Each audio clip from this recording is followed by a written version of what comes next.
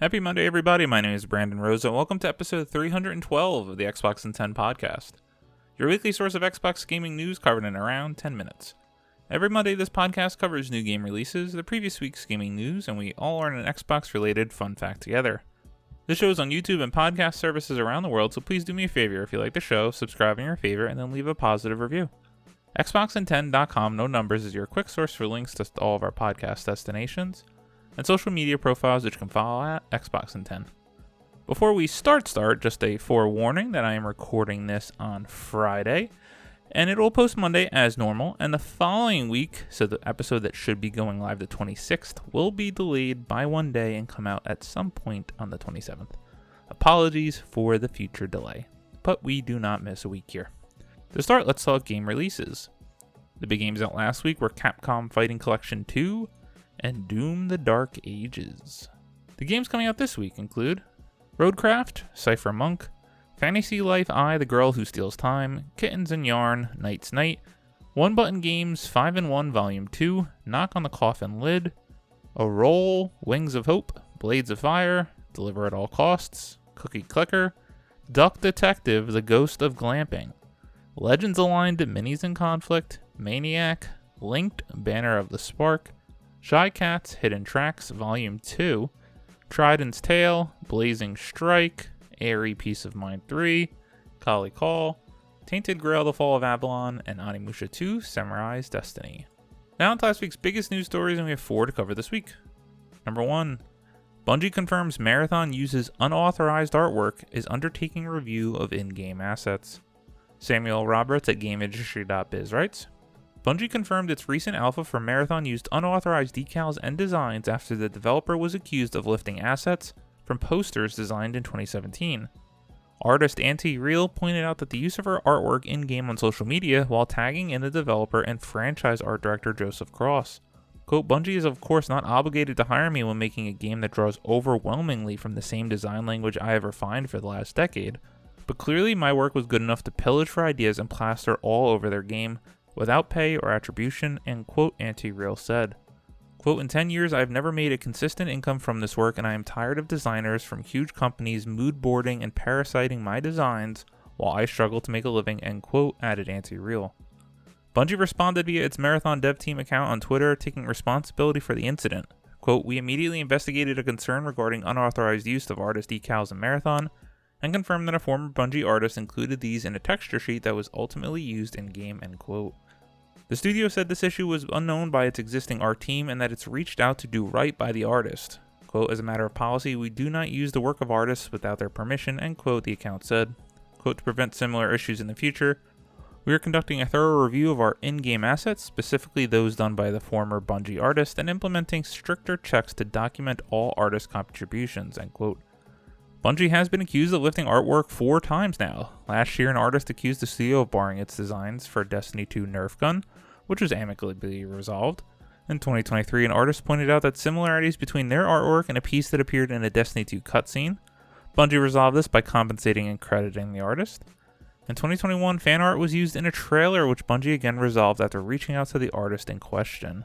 What is going on, Bungie? How do you keep finding yourself in this position? Unfortunately for Marathon, just more bad press. Shout out to Anti-Real, the artist who did inspire this design, because that is the one piece of Marathon that everyone has been universally loving. It's awesome, and I feel terrible for her that her art was stolen.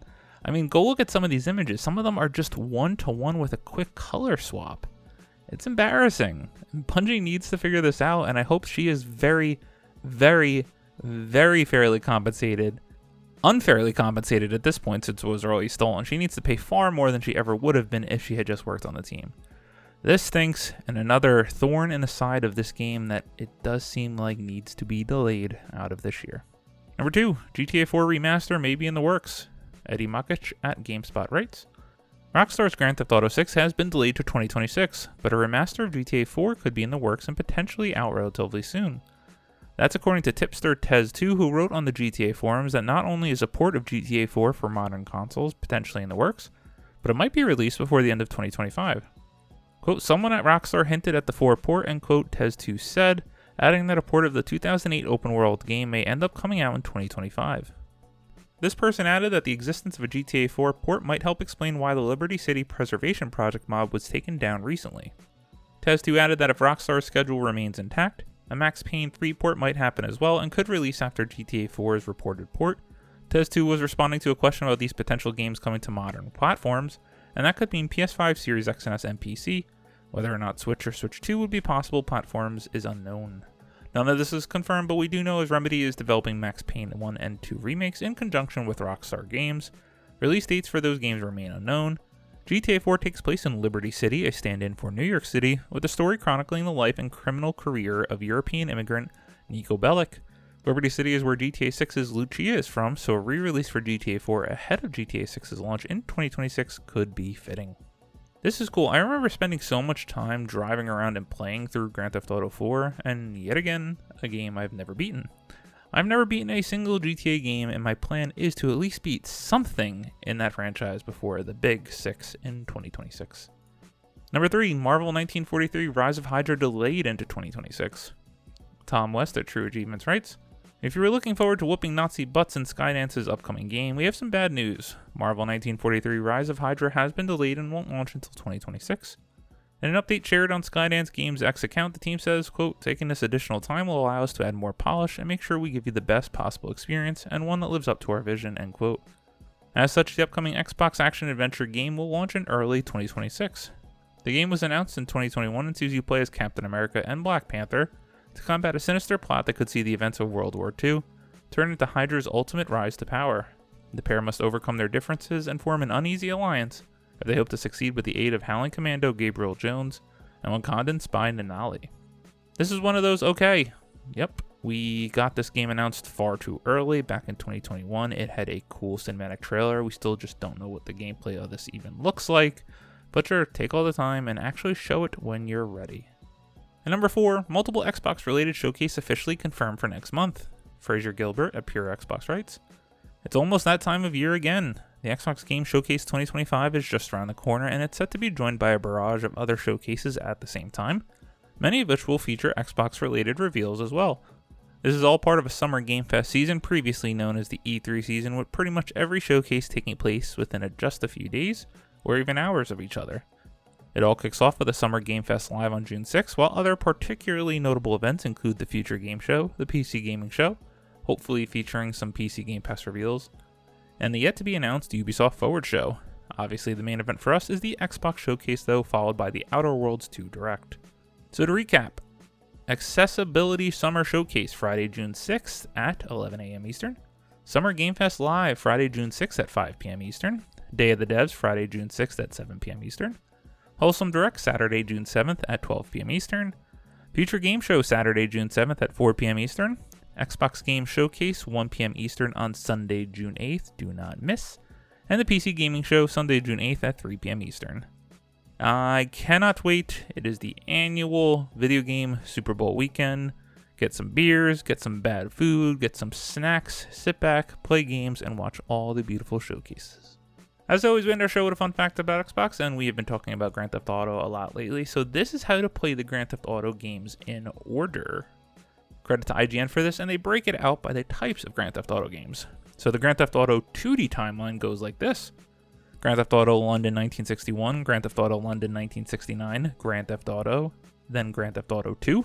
The Grand Theft Auto 3D timeline goes like this: Grand Theft Auto Vice City Stories, Grand Theft Auto Vice City, Grand Theft Auto San Andreas, Grand Theft Auto Liberty City Stories, Grand Theft Auto Advance, and Grand Theft Auto 3. Then finally, the Grand Theft Auto HD timeline: Grand Theft Auto 4, Grand Theft Auto The Lost and the Damned, Grand Theft Auto The Ballad of Gay Tony, Grand Theft Auto Chinatown Wars, Grand Theft Auto Online, Grand Theft Auto 5, and the soon-to-be Grand Theft Auto 6. Will 2025 be the year I finally beat and play a Grand Theft Auto game? Maybe, but at least in 2026.